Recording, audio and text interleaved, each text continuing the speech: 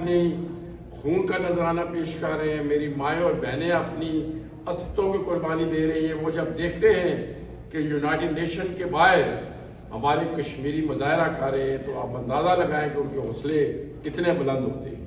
تو اس دفعہ بھی میں آیا اور میرا یہ ٹارگٹ تھا کہ یہاں پر مظاہرہ ہو. میں آپ کا شکر گزار بھی ہوں کہ آپ نے بہت کامیاب یہاں پر مظاہرہ کیا. لیکن اس دفعہ مجھے یونائٹڈ نیشن میں بھی موقع ملا ایز پریزیڈنٹ آزاد کشمیر کہ میں وہاں، اور میں پہلا الیکٹڈ پریزیڈنٹ ہوں آزاد کشمیر کا جو پچھلے سال بھی آیا. مجھے جنرل اسمبلی میں بھی جانے کا موقع ملا، سیکرٹری جنرل سے بھی ملنے کا موقع ملا. اس دفعہ بھی میں OIC کے وزرائے خارجہ سے بھی میں نے یونائٹڈ نیشن میں خطاب کیا، دیگر وہ جگہ تھی وہاں پر بھی میں نے خطاب کیا.